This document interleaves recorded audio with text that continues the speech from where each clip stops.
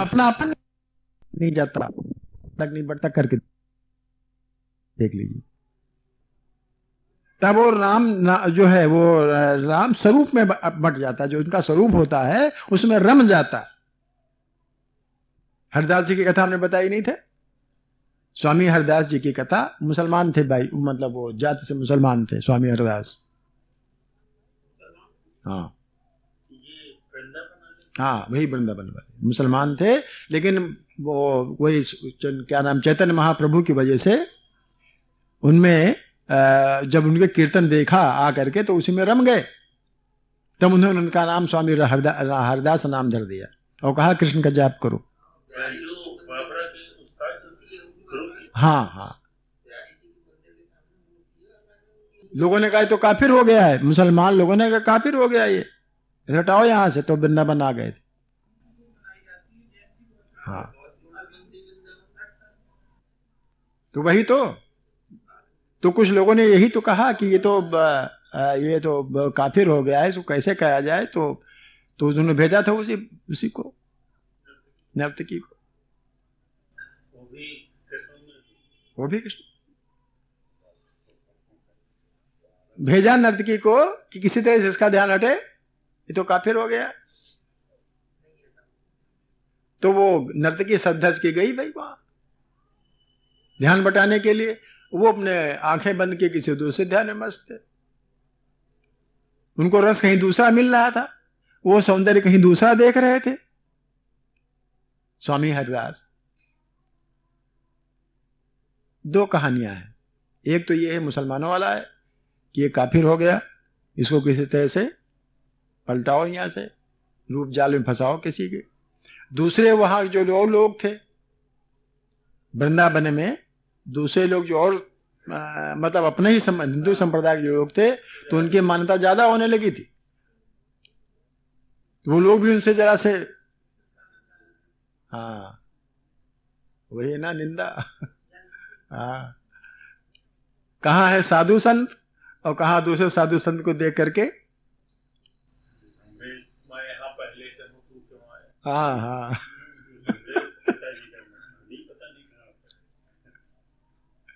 कुत्ता देख के कुत्ता गुर्राया, मैं यहां बैठा तू क्यों आया।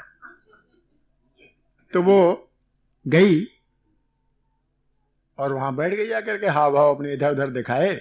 उन्होंने एक बार आंखें खोल देखा, फिर बंद कर लिया। 3 दिन तक लगातार हो गई, 3 दिन तक लगातार वो कुछ नहीं, मस्त रहे अपने उसमें। अंत में जब देखा कि कुछ नहीं, दाल गल रही है, तो महाराज जी पूछा कि क्या मामला है कि आप इधर हमारी तरफ निगाह उठा के भी नहीं देखते हैं और देख के आंखें बंद कर लेते हैं। तो उन्होंने कहा कि मैं जिसको देख रहा हूं वो तुमसे कहीं अधिक सुंदर है। आंखें बंद करके मैं जिसको देख रहा हूं, जिस स्वरूप का दर्शन कर रहा हूं, वो तुमसे लाख गुना कहीं सुंदर है। उसने कहा जरा हमको भी दिखाओ भाई, अगर ऐसी बात है। तो उसने कहा बस आओ, कृष्ण कृष्ण जपो, देखो कितनी मस्ती आती, कितना आनंद आता। तो क्या है वो, एक कहावत नहीं, गए थे क्या बनने, क्या हो गए।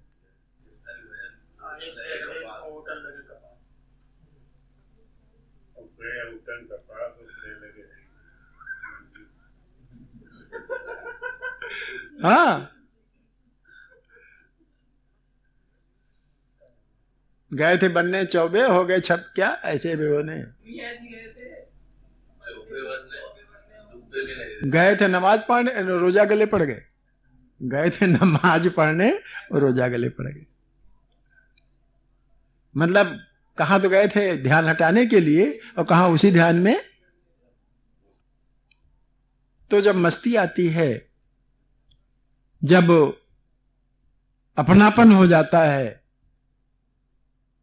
तब फिर ध्यान भंग नहीं होता। ध्यान भंग तभी होता है जबकि अपनापन नहीं होता उसमें। तो सबसे पहले गोस्वामी जी ने कहा ना कि अपनापन रखियो मेरे प्रभु, अपनापन रखियो, इनका एक पद है। अपनापन रखो। अगर भगवान में जब अपनापन हो जाता है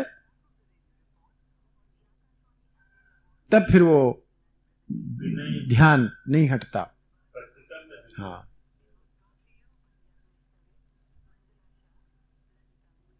जो महिला लागते मीठो, क्या है, जो मही राम लागते मीठो, एक ये भी पद है, जो मही राम लागते मीठो। तो ध्यान आप कहते हो इधर उधर नहीं भागता। तब जब नाम में अपनापन हो जाता है, नामी में, नाम से नामी, नामी में जब अपनापन हो जाता है तब फिर वो ध्यान उसी में लगा रहता है, उसी में लगा रहता है। रुचि जिसे कहते हैं, रुचि होनी चाहिए। रुचि तभी होती है जब उसमें अपनापन हो जाता है। बालक है, बच्चा है, अनेक स्त्रियां होती हैं, बैठी हैं, लेकिन अनेक माएं बैठी होती हैं, लेकिन बालक को अपनी ही मां में रुचि होती है। एक से एक सुंदर स्त्रियां मां बैठी होती है ना, तो वहां सुंदरता नहीं देखी जाती। बालक, पुत्र सुंदरता नहीं देता, वो अपनी मां को देखता। मां बालक को गंदा नहीं देखती, धूल भरा होता है तुरंत से वो अपने गोद में उठा लेती। अपनापन। और स्त्रियां नहीं उठा सकती। अगर बालक गंदा है, कुछ लगा हुआ है, तो और स्त्रियां और माएं बैठी होंगी तो नहीं उठाएंगी, लेकिन जो उसकी मां होगी वो तुरंत गोद में उठा लेगी, क्योंकि अपनापन है वहां। बालक दूसरी मां की गोद में नहीं बैठेगा, अपनी मां की गोद में बैठेगा, और चाहे ती मां सुंदर हो, जो कुछ भी हो, चाहे जितनी अच्छी हो, लेकिन बालक अपनी मां की गोद बैठेगा जाके, अपना, क्योंकि उसमें अपनापन, इसलिए उसमें रुचि होती है। ठीक है ना। तो नाम में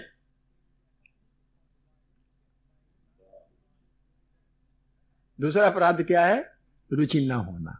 जिसमें रुचि हो वही अपना नाम। अब शायद बंद करें तो आगे बढ़ता जाएगा। एक और कह दें,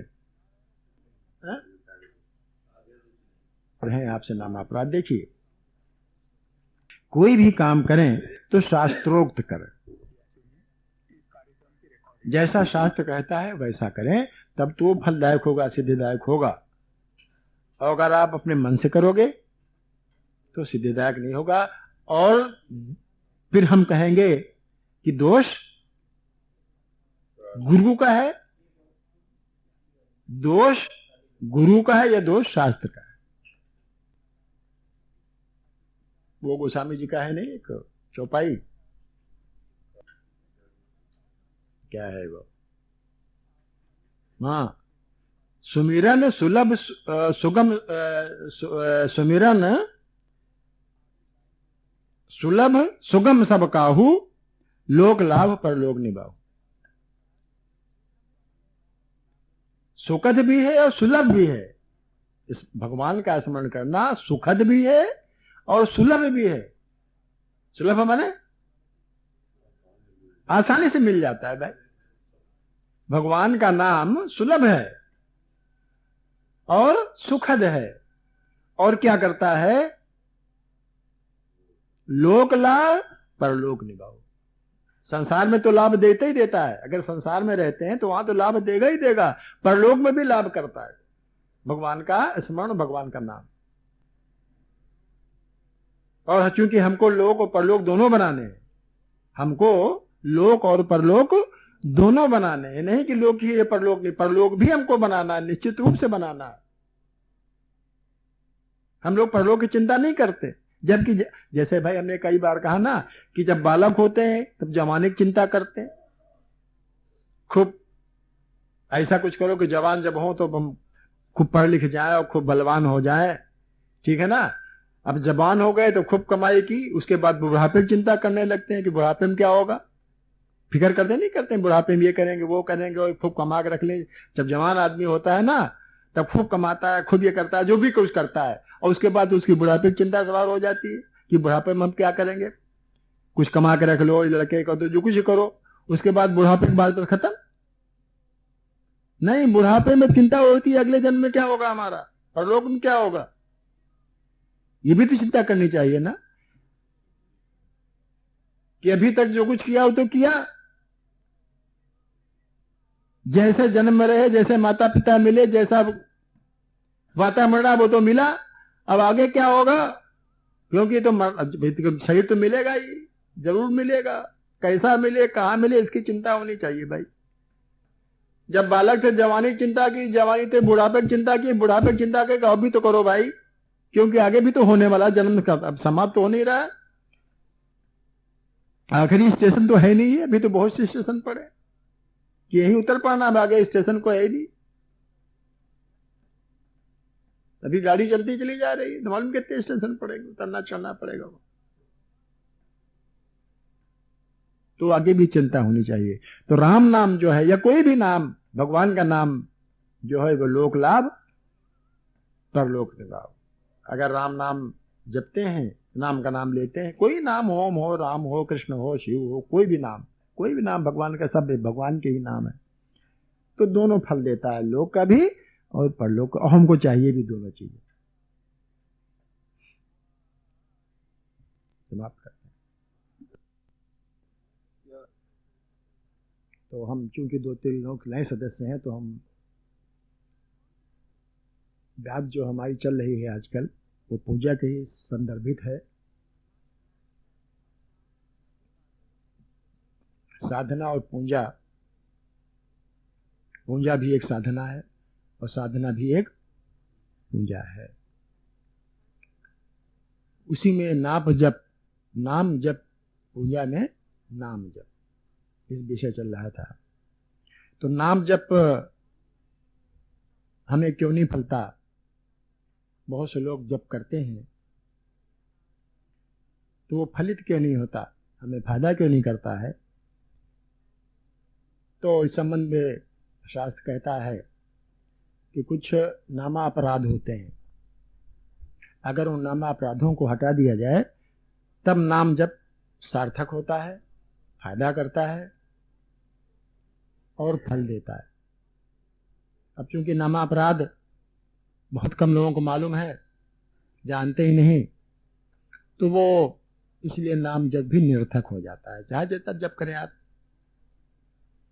जैसे उदाहरण हमने दिया था पिछली बार कि दवाई, जब डॉक्टर दवाई देता है, दवा कोई मर्ज हो तो दवा देता है, उसके बाद मरीज कहता हमें फायदा नहीं हुआ,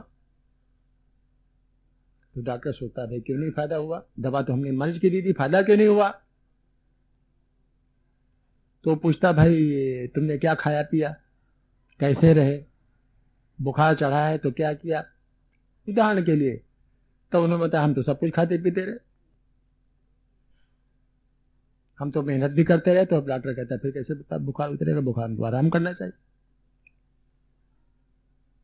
बुखार में तो आराम करना चाहिए, अब आप बराबर मेहनत करते रहते हो तो कैसे बुखार उतरेगा। या बुखार अगर ज्यादा चढ़ा हुआ तो उसमें खाना 2-3 दिन के लिए बंद कर दो, तुम लगातार खा रहे हो तो कैसे खाना, कैसे बुखार उतरेगा, कैसे फायदा करेगा मरीज, दवा कैसे फायदा करेगी। तो इसी प्रकार से जब तो हम करते हैं, हाथ से भी करते हैं, माला से भी करते हैं, लेकिन उसका विशेष फायदा हमें दिखाई नहीं देता है। तो उसको शास्त्र ने बताया कि हम 10 नामा अपराध करते हैं, अगर उन नामा अपराधों को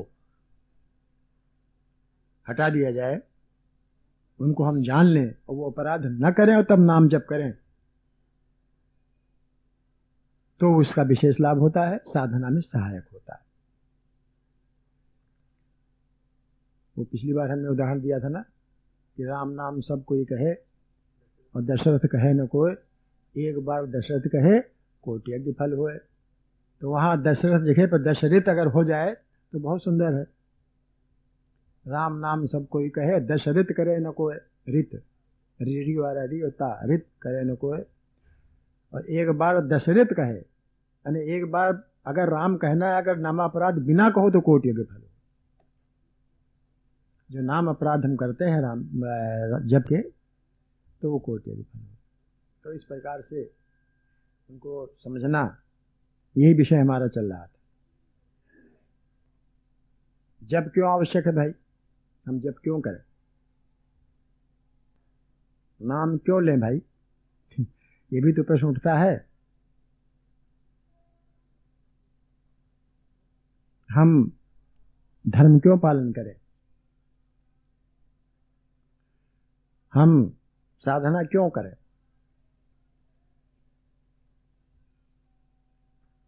इसके लिए हमने आपसे बताया था पहले, अब क्योंकि लोग कुछ 2-3 नए हैं ना, इसलिए हमें रेफरेंस लेना, संदर्भ लेना पड़ रहा है कि वो एक किसी ने कहा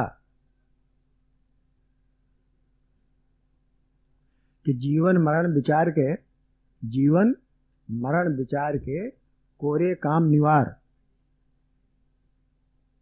जीवन मरण विचार के कोरे काम निवार। क्यों कि जेहि पंथा तो ही चालना, सोई पंथ संभार। अर्थात रास्ता तो एक ही है, हम लोग सब लोगों का रास्ता एक ही रास्ते जाना है, दूसरा कोई रास्ता भगवान ने बनाया ही नहीं। अर्थात जन्म अगर मिला है तो मरण निश्चित है, अगर जन्म है तो मरण निश्चित है। सब एक, यहां कोई आज तक रहा नहीं, न कोई राजा रहा, न कोई रंक रहा, न कोई साधु रहा, न सन्यासी रहा, बल्कि अगर अवतार भी हुआ तो उन्होंने यहाँ का, इस लोक का जो नियम है वो पालन किया। अवतार भी अगर हुए हैं तो भी इस लोक मृत्यु लोक का जो नियम है उन्होंने पालन किया है, अर्थात अपनी आयु भोगा और आयु भोग करके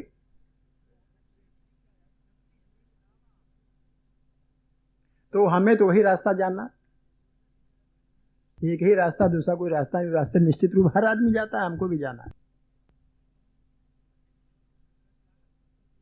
तो वही कहता है कभी कि जीवन मरण संभाल के कोरे काम निवार।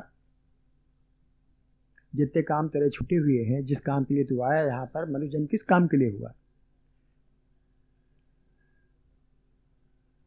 पक्षी क्यों नहीं हो गए, पशु क्यों नहीं हो गए, पहाड़ क्यों नहीं हो गए, पेड़ क्यों नहीं हो गए, मनुष्य क्यों मिली, कोई उद्देश्य है इसका मनुष्य मिलने का। देवता लोग भी तरसते हैं मनुष्य होने में, क्योंकि देवयों में भोग योनि है, सिर्फ भोगते हैं, कोई दूसरा काम नहीं कर सकते। देव योनि भी भोग योनि, पशु योनि भी भोग योनि, सिर्फ मनुष्य कर्म योनि। तो यही किए हुए कर्म हमें आगे फल देते हैं, चाहे देवलोक ले जाए और चाहे निम्न योनियों में ले जाए। इस मनुष्य योनि में किए गए कर्म ही हमें देवता बना देते हैं और हमें राक्षस और पशु बना देते हैं। इसीलिए कर्म मनुष्य योनि जो है सब योनियों में श्रेष्ठ है। तो कौन से ऐसे कर्म करें, जीवन जो एक मिला हुआ है, एक पीरियड मिल गया है, एक जीवन का एक समय मिल गया है, 10 साल का, 20 साल का, 60 साल का, 70 साल का, इसको आप किस प्रकार से सदुपयोग करें, कैसे काटें, कैसे बितावें, कौन सा रास्ता अपनावें, जिससे कि, क्योंकि जन्म तो मिलना, हमारी संस्कृति, हमारा धर्म बोलता है कि आगे जन्म मिलना है। इति नहीं है, जब जीवन समाप्त होता है तो इसके मायने नहीं है कि अब समाप्त हो गया, नहीं, अगला जीवन फिर मिलेगा। तो अगला जीवन जो मिलेगा वो इस वर्तमान कर्म के, जो वर्तमान जीवन में कर्म कर रहे हैं उसी के हिसाब से मिलेगा।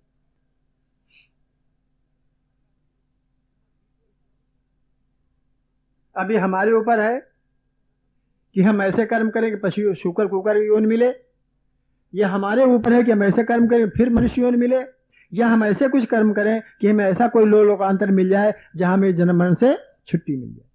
ये बहुत कष्ट होता है जन्म मरण में, जितना कष्ट जन्म में होता है उतना ही कष्ट मरण में भी होता है, क्योंकि भगवान ने कुछ ऐसी चीज बना दी जिसे हम भूल जाते हैं। जन्म कष्ट भी भूल जाते हैं और मरण का भी कष्ट भूल जाता है जीव। लेकिन जब गर्भ में होता है तब वो प्रार्थना करता है भगवान से, अब इस नरक से हटाओ आगे, जब कभी ऐसा काम नहीं करेंगे फिर इसमें आना पड़े। लेकिन जहां निकलता है वहां भूल जाता है। इसलिए भगवान ने भूल को जैसी चीज बना दी है कि अगर आदमी भूले न पागल हो जाए। भूल भगवान ने एक ऐसी चीज बना दी है कि अगर भूल न जाए तो आदमी पागल हो जाए। और एक आधे जो याद रखते हैं बच्चे, या तो फिर वो भी भूल जाते हैं। जन्म का बहुत से आपने सुना होगा कि पिछले जन्म का हाल बताते हैं कुछ बच्चे, लेकिन वो कुछ ही समय तक बताते हैं, उसके बाद भूल जाते हैं। 2-3 हम किस्से तो हमने ऐसे पढ़े कि जब बता देते हैं फलाने माँ बाप हमारे पहले हैं, तो वहां भी जाते हैं तो आधे दिन वहां रहते हैं, आधे दिन यहाँ रहते हैं दूसरे दिन। ये भी पढ़ा हुआ है, आपने भी पढ़ा होगा कहीं। तो इसके माने जन्म तो नहीं होना है, जन्म में छुट्टी नहीं मिलेगी। तो ऐसा जन्म क्यों न हो, क्यों अपना जन्म आगे वाला बिगाड़े, ऐसे कर्म क्यों करें कि अगले वाला जन्म बिगड़े। अरे मनुष्य जन्म भी मिलता है तब भी ऐसा मिलता है कि कहीं ऐसे परिवार मिल गया, या ऐसे समय मिल गया, या इन्हीं परिस्थितियों में मिल गया कि नरक हो जाता है जीवन।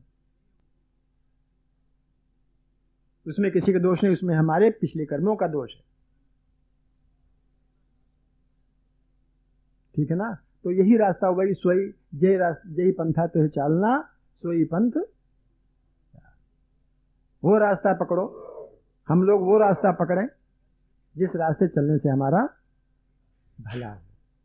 जो कर्म, ऐसे कुछ कर्म करें कि जो अगले आने वाला जो जन्म है, अगर न मनुष्य जन्म मिलता है न सही, मनुष्य योन न मिली न सही, ऐसी योन मिल जाए जिनमें कम से कम नरक भोगना न पड़े।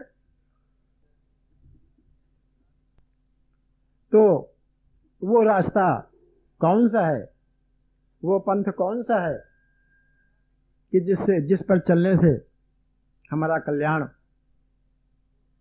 इस जन्म में भी होगा, हो, और अगले जन्म में भी हमारा कल्याण होगा या हो। ऐसा रास्ता शास्त्रों ने बताया। क्योंकि हम लोग शास्त्र पढ़ते नहीं, हमारे पंडित बुजुर्ग जो हैं, पुरोहित जो हैं, वो कथा तो कह जाते हैं, लेकिन कथा के पीछे जो व्यथा है वो सुनाते नहीं। या ये जो हुआ करते हैं, अब तो रामायण कहीं होती नहीं, रामायण अगर होती है अखंड होती है। रामचरितमानस जो पढ़ा जाता है उसकी बधिया बैठा दी जाती है, इस रूप में पढ़ा जाता, वो भी एक नामापराध है।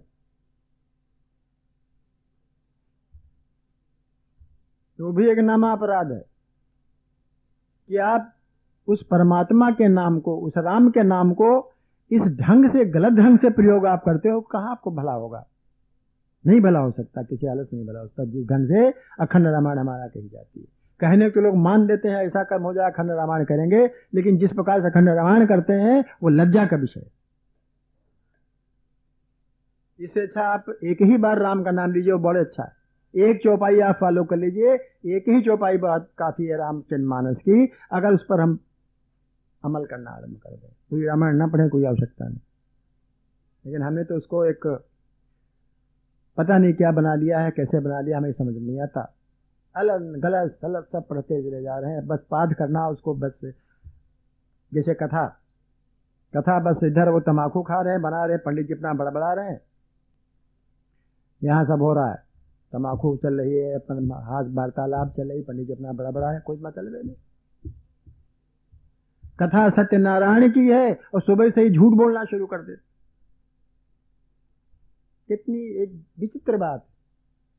कथा करते हैं सत्यनारायण की, पंडित जी हमारे कथा का वो बता देते हैं क्या फल, फलाने ने किया ऐसा हुआ, ढमाके ने किया ऐसा हुआ, तुम कैसा करोगे ये तो बताओ। फलाने ने किया तो फलाने तो फल मिल गया उनको, तो हमें महात्मा क्या सुना रहे हो, हमें वो सुनाओ जिससे हमें वही फल मिले। आप हमारी बात समझ रहे हो? कथा का महात्मा तो आप सुना रहे हो, लेकिन वो बात नहीं बता रहे हो कि जिसके कारण से, जिससे कि कौन से पूजन उन्होंने किया था। भाई आप तो हमें महात्मा या फल बता दिया, लेकिन कथा नहीं, वो नहीं बताया कि कौन सा वो पूजन कर रहे थे, वैश्य जी महाराज या लकड़हारे जी महाराज या कौन फलाने धमाके, चारों वर्णों की बात बताई इन्होंने। वो कौन सा काम कर रहे थे, क्या सुबह से झूठ बोलना शुरू कर रहे थे? क्यों नहीं अपने जजमान साहब बताते हो कि जिस दिन कथा रामचरितमानस वो सत्यनारायण की होगी, सुबह से तुम्हें झूठ सच बोलना चाहिए। दिन भर सच बोलो, सत्य अंदर सत्य को धारण करो। जैसे हमारे विजय बाबू ने आरंभ कर दिया, ये हमने बहुत अच्छी बात आरंभ की। अब आप सबसे निवेदन है, प्रार्थना है कि सांच बराबर तप नहीं, झूठ बराबर पाप, जाके हृदय साच है ताके हृदय आप। भगवान सत्य है और सत्य ही भगवान है। जिसने सत्य का धारण किया वो भगवान समझ लो, उसने धारण कर लिया। और आप न हफ्ते से ही महीने भर में एक दिन ऐसा रखिए कि उपवास रखिए और ये व्रत ले लीजिए कि आज हम सत्य बोलेंगे, सत्य का पालन करेंगे, सत्य का आचार करेंगे, सत्य का व्यवहार करेंगे, सत्य का भाव पे अनुधारण करेंगे, किसी धोखा 420 नहीं करेंगे आज दिन भर, तब तो सत्यनारायण हुआ। आप कथा भले न सुनिए, पंडित भले न बुलाइए, लेकिन आपने उपवास करके अगर सत्य का पालन कर लिया है, सद्भाव अंदर कर लिए हैं, सद्व्यवहार किया है सबके साथ में, सत्य सेवा की है सबकी, माँ बाप की या जो अपने भाई बच्चे सबकी सेवा कर दी है, सत्य अपने सत्य को धारण कर करके सत्य भाषण किया है, तो कथा हो गई, तो हम भाग गए। तो हमारा कहने का मतलब यह है कि इसी प्रकार से बहुत सी बातें हैं। तो हमारा पंथ कौन सा है? तो जिस रास्ते हमें जाना है, जिस रास्ते से जाकर के अपना कल्याण होना है, इस जन्म में भी और अगले जन्म में भी, जो आगे आने वाला लोक और परलोक दोनों, क्या है वो लोक और लाभ परलोक में हो, गोस्वामी की चौपाई है। सुमिरत सुलभ सुखद सब काहू, सुमिरत सुखद सुलभ सब काहू, लोक लाभ परलोक निभाऊ। भगवान का नाम स्मरण करने से स्मरण करना सुलभ भी है और सुखद भी है, और दोनों जो है वो लोक और परलोक दोनों बनाता है। लोक में भी लोक भी संवारता है और परलोक भी सुधारता है। सुमिरत सुखद और सुलभ सब काहू, एक नहीं, किसी ब्राह्मण के लिए, क्षत्रिय के लिए, वैश्य के लिए, देखिए कितनी सुबह अच्छी चौपाई है। उन्होंने ब्राह्मण के लिए नहीं रखा, या शूद्र के लिए नहीं लिखा, या क्षत्रिय के नहीं। सुमिरत सुखद सुलभ सब काहू, जो कोई भी प्राणी मात्र है, मनुष्य मात्र है, जो कोई भी स्मरण करेगा, जैसे हमारे यहां कहा गया कि सर्वे भवन्तु, हमारे यहां किसी एक जात विशेष के लिए नहीं, किसी एक वर्ण विशेष के लिए नहीं है, बल्कि सबके लिए। सुमिरत सुलभ सुखद सब काहू, और सबको लोक लाभ और परलोक निभाव। लोक में भी बनता है और परलोक भी सुधरता है। परलोक के मतलब दो होते हैं, मैंने कई बार आपसे कहा। परलोक मतलब इस जन्म के बाद जो दूसरा जन्म मिले वो भी परलोक ही कहलाता है, और परलोक वो भी कहलाता है जब तक जन्म नहीं मिलता है, जिस लोक में रहते हैं वो भी परलोक। तो अगर जन्म मिला वो भी सुखद, और अगर जन्म जब तक नहीं मिला, जिस लोक में रहते हैं वहां भी नरक नहीं स्वर्ग ही मिलता है राम नाम का स्मरण करने से। ये गोस्वामी जी का। तो अब नाम कैसे स्मरण किया जाए, इस संबंध में अब ये हमने इतनी भूमिका, इतना संदर्भ इसलिए लिया क्योंकि जो लोग अभी नहीं थे उनको इस बात का थोड़ा सा इस संबंध में संबंध